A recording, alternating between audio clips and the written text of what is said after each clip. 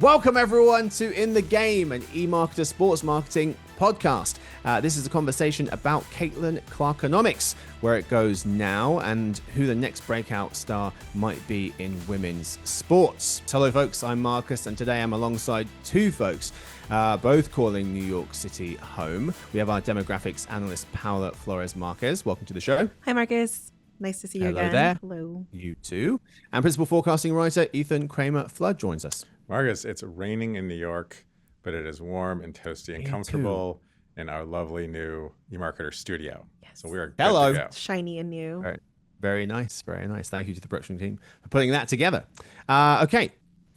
So former player and Indiana Fever play-by-play voice, Debbie Antonelli, coined the phrase Clarkonomics, a term used to outline the massive economic impact and revenue surge generated by basketball superstar in the making. You could argue she is already, but a whole career ahead of her, Caitlin Clark. So for the first question, Ethan, I'll start with you. Caitlin Clark had a huge contribution to the WNBA her rookie year, 2024, but remained sidelined with injury much of 2025. How much did that affect the league, and what kind of a surge do you think we can expect this year?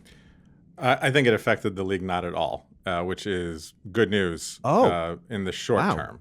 Okay. And the answer to your second part of your question is also positive, in as much as because she's back now, there will be even more of a surge. However, I will say that she cannot remain indefinitely injury prone, right? This can't continue to happen again and again and again, because eventually those fans that turn out in droves and watch TV on droves will start to notice that all of those Indiana Fever games that are constantly on national TV don't feature the person that they're there to watch.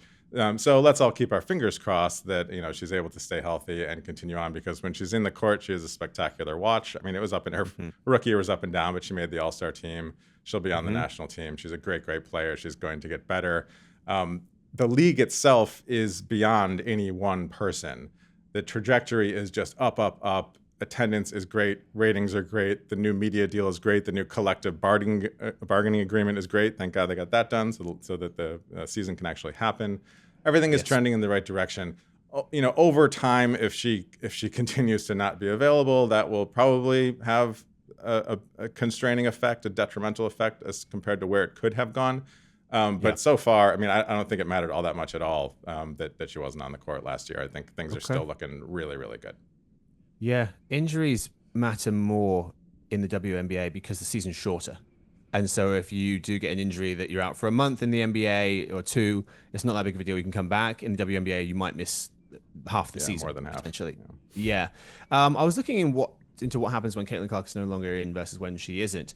And it seems like when she got injured, there was a drop, but actually the league did okay at the end. So WNBA viewership on ESPN platforms skyrocketed 170% the year Caitlin joined the WNBA in 2024. The following year, she played just a handful of games before she got injured. The 2 weeks following her injury, viewership of nationally televised games fell 55%. According to USA Today, she remained out pretty much the rest of the season. But the viewership at the end of the year was on par with what it was previous year. So it did recover.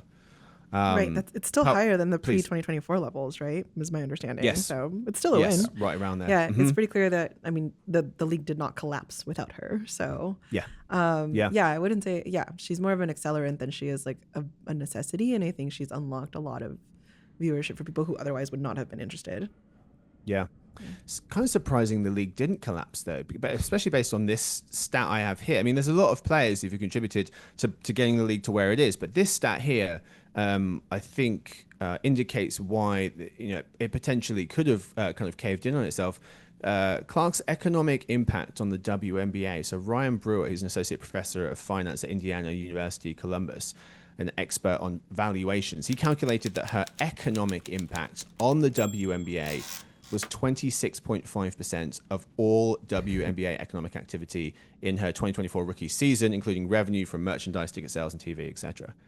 You certainly couldn't get into the games when Indiana came to New York. I mean, or went anywhere. Yeah, or went anywhere. Yeah. Yeah. I mean, it's undeniable. She's a singular character. She's a phenomenon, the likes of which the WNBA needed, the likes of which other sports have seen and have led to that accelerant, as Paul said. But as with all other sports, I think, and other leagues that have these incredible superstars, you reach a level of maturation where you're going to be fine without them. And so I think the WNBA is getting to, or has already gotten to, or will get to the point where no one is absolutely vital. She's super fun to watch. And so like when she's not on the court, it's not as fun because she has a Steph Curry-esque game that is incredibly exciting, and she's more famous than everybody else. But I mean, we did. The real problem last year is that the New York Liberty did not defend their championship. I mean, that's probably why people weren't watching, because New York wasn't as good, right? I mean, clearly, if New York's not doing it, then no one else is doing it. Who wants to watch Las Vegas all the time? Like, we want to watch the Liberty, and they're stacked. And this year they're going to be back at the top, and then I think everything will be fine, and we'll forget about that team in the Midwest. I mean, I think it's also tapping into like this sudden desire amongst Gen Z, not sudden, but like growing desire amongst Gen Z to like for third spaces, right? To do things in person. And I think that all this tension, not just from men, but from women too, who are just kind of like, well, what are we doing? Well, we should go to a game and let's just go hang out and support the girls. And like, I think that it's a combination, right? Of like the Caitlin Clark effect and this desire for what was once affordable, and it's increasingly less affordable as an activity. But if the option is there, it is part of it. And we'll talk a little later about it's not just basketball, right? So like the Women's Hockey League, the Women's Soccer League, they have not yet achieved the media success in terms of the TV deals that the WNBA has. But man, are they getting crowds. People are packed, tens of thousands, millions ultimately over the course of the season. Are going to those games as well. And we'll get into other sports a little bit later, but I think that's actually your point. And actually you don't have to go either. I mean, this is also a sit around the couch or at a bar type of event, which becomes possible because the games are on. At least the basketball games are on everywhere all the time now, if you can find them. Right. They are on. I think barriers to viewing have been a major detractor for a while. Yeah. And we're seeing those numbers go up. Your team, Ethan, forecasting women's live sports viewers. It grew. I mean, this speaks to the impact that she had. It grew 65% the year that she entered the league. So it went from 2.7 million women's live sports viewers, 2.7 to 4.5. We think it's going to slow down, but it is still ticking up. And with some of those other leagues coming on, you could easily see another surge in that number. Last thing I want to say quickly about her impact, just sort of astonishing as well. She increased the value of the Fever, that her team she plays for, by nearly 300%. So digital content and media platform Sportico pegged the value of the Fever, the franchise, at 90 million, 90, slightly below the estimated league average before. But when she joined the team, it's closer to 340 million, basically overnight. That's so much pressure. So the other day I saw an ad with Sophie Cunningham in the ad, and I was like, Sophie Cunningham has an ad? Like what? Like she basically gets a national TV ad because she's on the same team as Caitlin Clark. Yeah, so she plays for the Fever. She's I guess she's a starting. She's okay. Forward, but she's been in the league 10 years. I've never seen her in an ad before. No, she like wasn't you get an in ad because you stand next to. Like that's a superstar. Yeah. The people who stand next to the superstar get to have national TV ads. Yeah. Also, because like it's not just that because like they stand next to her, but I think because it's her, the other people are able to be savvier about who's working for them, right? They're able to hire better agents, and then it like builds more momentum because they get those spots, right? And it just creates more hype, and it just becomes this massive machine. For sure. Which would not have existed without her. Yeah. But you ride those. You ride those coattails if you can. Yeah, rising tide. So I want to talk a bit more about the Caitlin Clark effect, the concept, what went into that. But I really want to quickly dive into something, Ethan, you mentioned, which is the new rights deal that they have. So on March, ESPN article noting that 17 months after the WNBA players opted out of their collective bargaining agreement, CBA, with the league, and after months of intense negotiations, including a marathon 100 hours of in-person sessions in the final week, the WNBA and Players Association signed a new landmark deal that kicked in before the start of the 2026 season. It's the league's 30th year. Ethan, what stands out to you the most about the new WNBA media deal?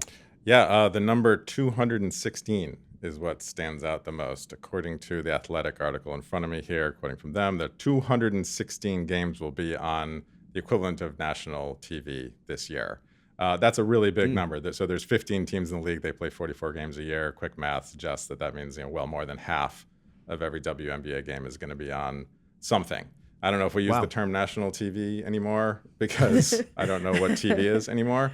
But between all of their 8 different media partners, and that's not mocking them, that every sports league is doing this now. But whether it's NBC or Amazon or Peacock or regular TV or various networks, they're on ABC and ESPN. They're on USA, I think now, and they're on ION. Just an absolutely stunningly enormous percentage of the total amount of games will theoretically be findable. If you're up for doing that effort, you can find tons and tons of games. And by contrast, that is a far larger percentage of games than the NBA would have on national TV. Now, the NBA teams are more likely to have regional sports networks. So like NBA games are on in your town if you want to see your team. But on a national level, the WNBA has a higher share now of their games that are going to be available. Again, if you can find them. And this is actually Paola and I were chatting about this before the podcast started. It's like, good luck figuring out where, like where and when in any given night, if you actually want to do this, it's the same challenge. Baseball, NBA, they're all like this. But anyway, that's the availability is unquestionable now, right? The access is there. And that's right now. The WNBA will add more games, additional ad opportunities. Next year, 2026 season stays at 44, but they're expanding to 50 by 2027, 52 from 2029 onwards. Should also mention that all 44 Indiana games are on national TV this year, every single game. So I hope she shows up. I hope she's playing. Most of the Liberty game are too, by the way. Nice. That's true. Paolo, how about for you? I think this is a pretty strong stance in declaring it as like a must-have content, right? Or as opposed to would have been like just nice to have. And so it shows major investment, and it shows the major level of belief that this is like the next generation of sports viewing, which makes sense because there's so much room for growth compared to others. But I think a key thing to keep in mind here is that they're not paying for what the WNBA is, but they're paying for what it is becoming. And so it's not guaranteed. Yes. Yeah. It's nice they've worked that into contract. It's not like it's set for 10 years and it doesn't matter about the viewership. They are reviewing it every couple of years. The viewership goes up. There are escalators in there which kick things up. Two of the things that jumped out to me as well, other things were the players obviously getting paid more. So the average salary will be around 600 grand. That's still low, but it's up from 120 last year. So staggering growth there. Minimum salary will cross the 300K mark. That's up from 66,000 last year. The Supermax will start at 1.4 million, was 250,000 last year, and the revenue sharing in the NBA, it's basically 50-50.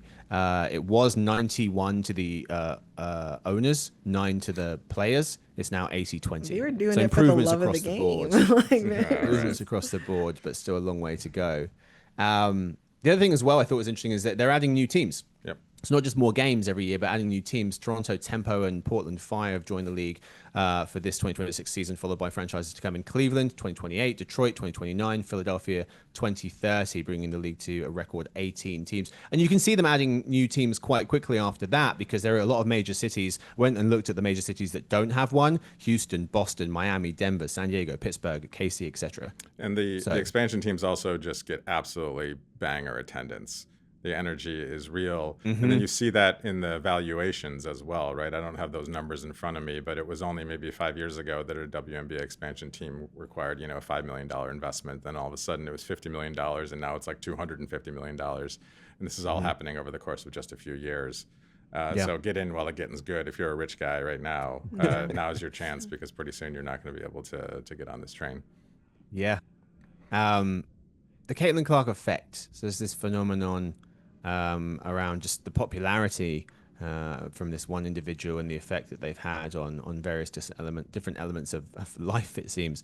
So I wanted to talk a bit about that. It's driven this surge in popularity in women's basketball because of Caitlin. Pal, what do you make of this concept? What conditions do you think goes into creating this Caitlin Clark effect? I think we're seeing the level of investment that it requires to help more stars flourish, right? I can think about the NBA and I think of all the generational stars that I've seen in my lifetime. And like, I absolutely think it's replicable. I just think they haven't had the resources to do so. And I'm really excited to see who else pops up. But I can't name names. I'm not good at that. So I'll let Ethan name names as to who he thinks is next. Well, but, I mean, it's her, what goes into her own existence is vital to the continuation of this storyline, because now she's the role model. And she's a role model to a much wider scale of the population. She had her own role models in women's college basketball, and then in the WNBA. Lots of trailblazers over the past 30 years who have come before her that she knew about, but maybe not as many other people knew about. So now you've got this wide angle role model in her. So the next kid who we don't know, of course we don't know who this 12-year-old is. Right. They could be anywhere. But now you have people like scouting for them, right? You have greater investment in like women who, I mean, they are doing it for the love of the game, as we said earlier, but like there's also that potential that this could be like a very viable career for me if I invest well enough. And I think, it's the training, it's the scouting, it's the like individual commitment, and it's the and then other people will invest in you. Yes, I think, which is your point, or whoever this 12-year-old is, or this 17-year-old. As cousins who have tried to be professional football players, or I'm sorry, professional soccer players. Yeah, exactly. You need that support around you, and then I mean, this is already happening at the NCAA level, right, where women's basketball is tremendously successful, and there are plenty of schools out there throwing millions and millions of dollars at their women's program, which is great. But there's also plenty that aren't. And so, there's room for improvement and expansion there. And unfortunately, for better or for worse, if you see dollar signs in people's eyes, that can help move this along. And then all of a sudden, these people, the next Caitlin Clark or the next 10 Caitlin Clarks, suddenly have a chance to appear. I'm not sure that we'll see another Caitlin Clark. Ooh. And so so here's we might have, I mean, we've got a lot of like Juju Watkins, like there are a lot of other stars, people who just came into the league, like Paige Beckers, Angel Reese, obviously, but I don't know if we're going to see another one. Here's why I think that. I also set the table by saying she's not she's not overly charismatic. She's not like a Magic Johnson smiling all the time. She's not like a big personality. She's quite reserved. She's quite quiet.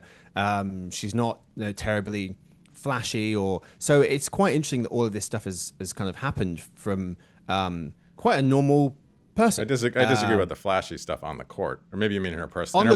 On the court, but her personal life, perfectly. On the court she might be the most.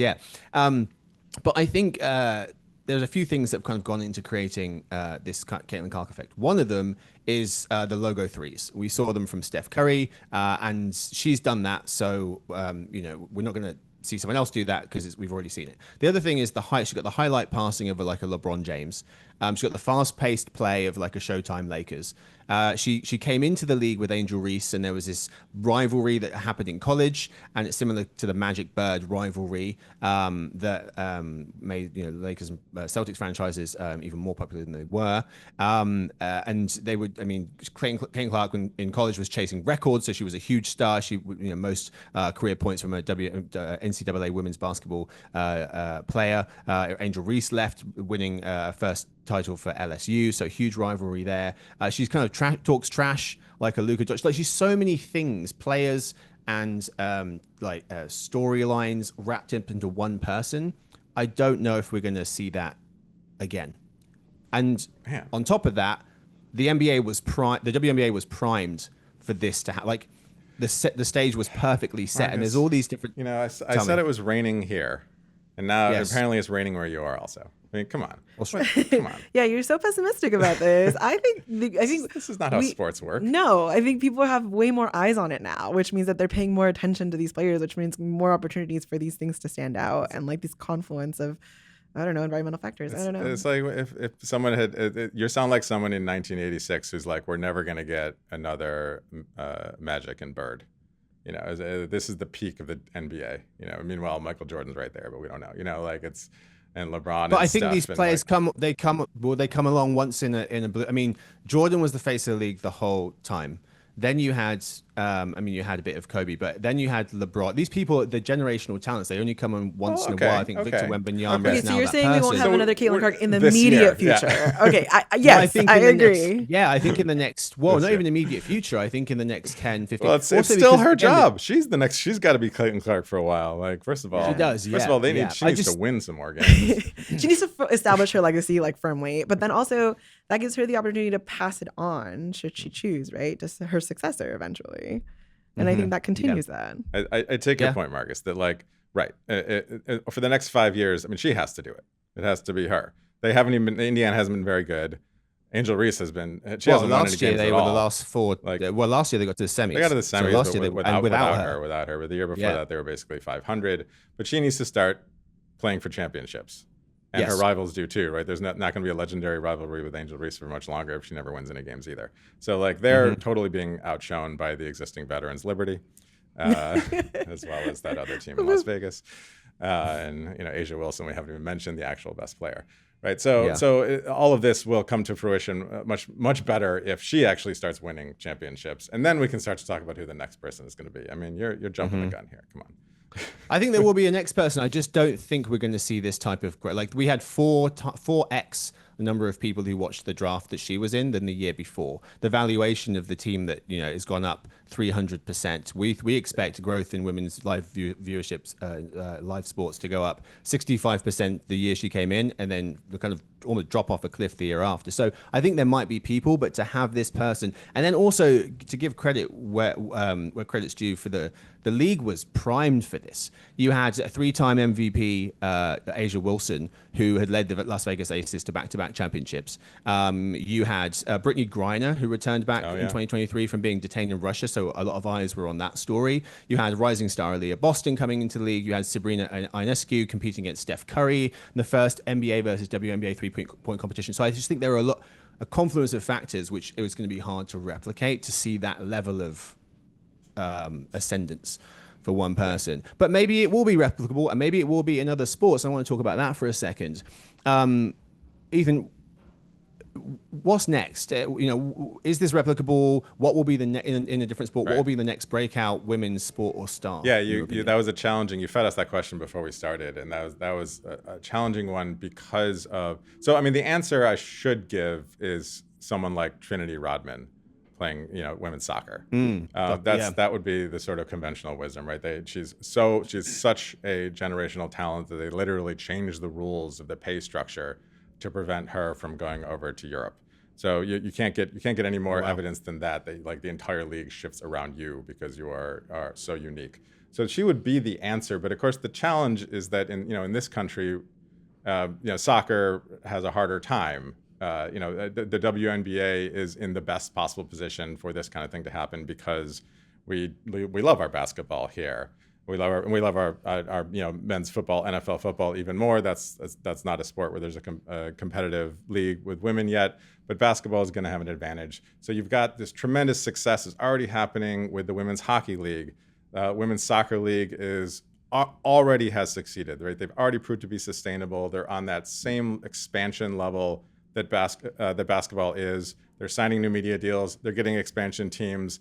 The crowds are overflowing everywhere. But those sports just aren't as popular as basketball. So, I don't know that there's going to be something else quite like this at all. So it's more about the aggregate story, the general storyline of women's sports. They're all coming up. The boat is rising all across the board. It's going to be at different levels because people have different degrees of passion for different sports in this country.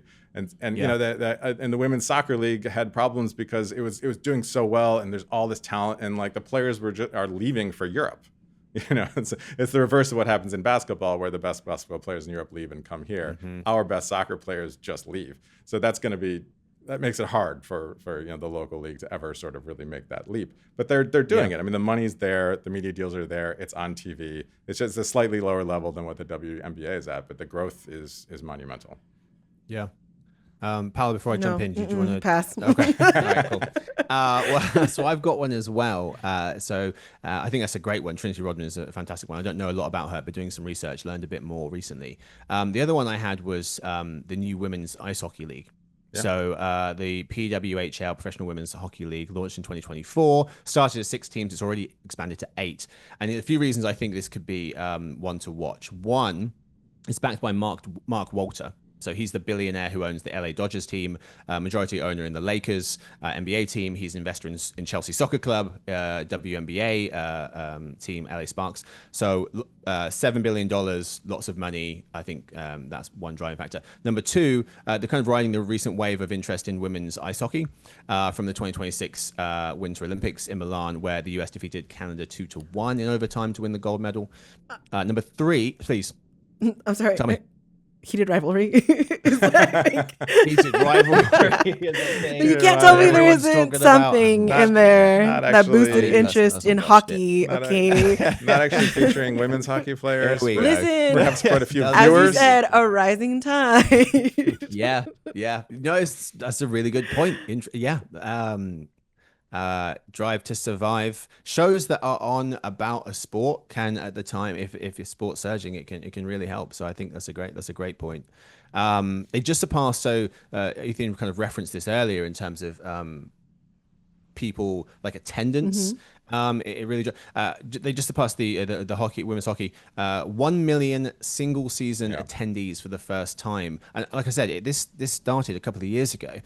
So Pat LaPrada of the Hockey News noting that the average attendance in the 3 years the league has existed has grown from 5,500 to 7,500 to over 9,000 people per game in just a couple of years. And then lastly, the past season, the PWHL set a US attendance record for women's ice hockey when a sold-out crowd of 18,000 fans watched the New York Sirens host the Seattle Torrent at Madison Square Garden. Hockey's just fun. Like, you don't really have to understand it. You just like watch a bunch of people like get rough with each other on the ice and do things you could never do. And yeah, it's a great sport regardless of who's playing. I can't believe it's taken this long. I know. And I think Abby Murphy, so I was doing a bit of digging in terms of who might be the breakout star. Quite a few people to choose from, but Abby Murphy was the one for me. 24-year-old American ice hockey forward. She's known for an aggressive style and also some electric skills. If you Google Abby Murphy assist, it's insane. Just go and YouTube that. She's can we put that in the podcast? We get the rights I wish. Yeah, that kind of money. Can the team come up with like a recreation of it in diagrams so that we can play that?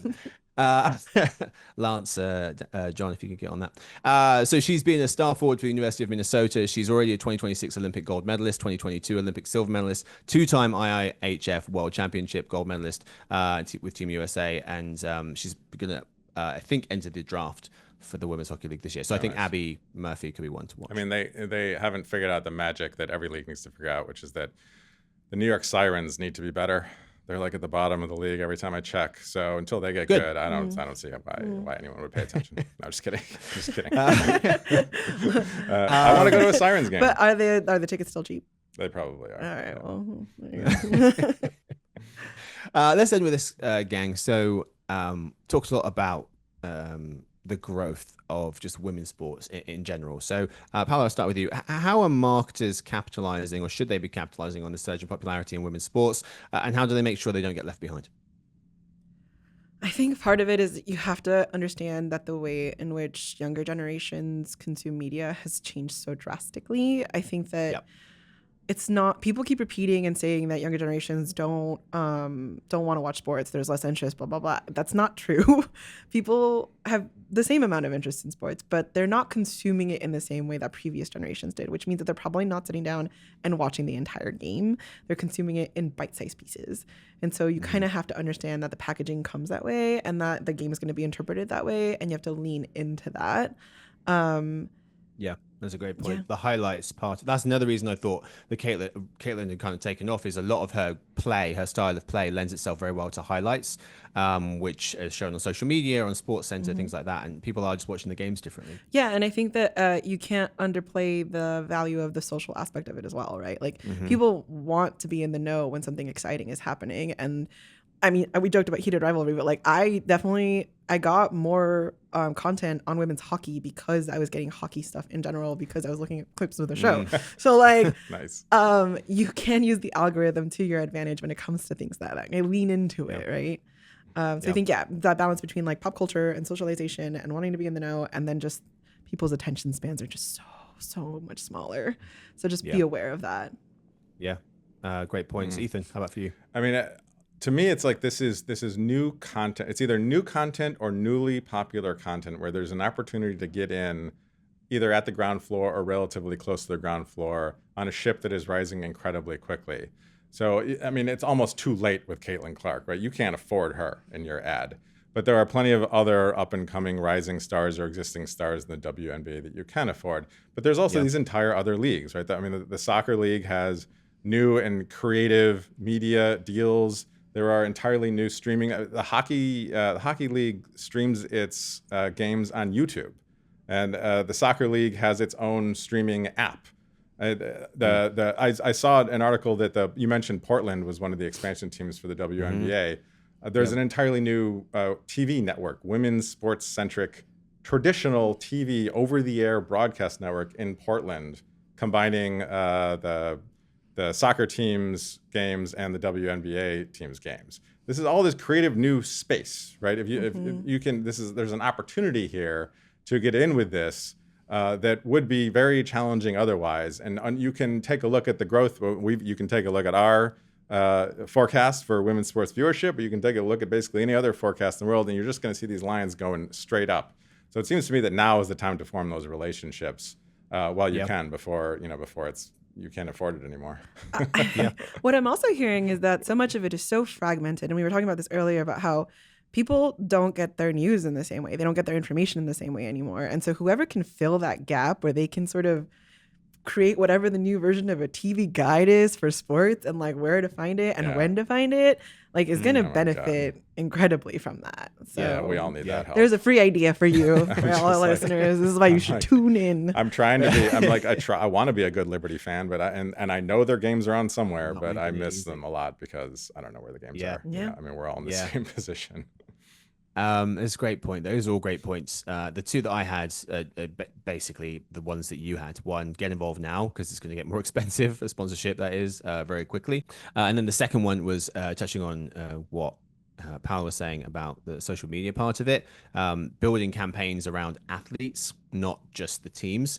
And when I looked, Caitlin Clark has 4 times as many Instagram followers as her own team's account. Yeah, the Indiana Fever. If Caitlin Clark went to the NBA this season, she'd almost crack the top 25 in terms of players with the most Instagram followers. Yeah, that's a great point. I mean, that almost crosses all sports, right? It's about players now first, and then teams. Unless you're in New York, of course, in which case. By the way, shout out. In which case, Ellie the Elephant is the true star of the show. Exactly. It's entirely about your jersey, not about your name. I haven't shouted out FC Gotham, by the way, even though they play in New Jersey, but they won 2 championships. We claim recently, them. So yeah, they're New Yorkers. Turn this into the New York sports team. This is what you get for not being here with us. Okay, you need to come visit. Yeah, I know. And I know Stuart's got no problems with it whatsoever as a New York fan himself. So we'll probably keep it in, even though I would cut it out. That's all we've got time for today's episode.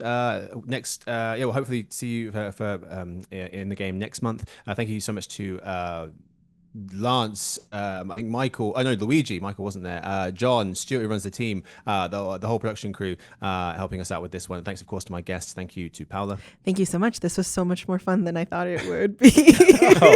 Listen, thanks. Okay, I prepped a lot. I was very nervous. I don't know extensively about sports more than like to do my job. So this was actually really, really enjoyable. And I think I might watch more now. There you go. Thank you to Ethan. Yeah, man, I got to go watch this game. I'll see you later, Marcus. And of course, thank you to everyone for listening to In the Game, the EMARKETER Sports Marketing Podcast.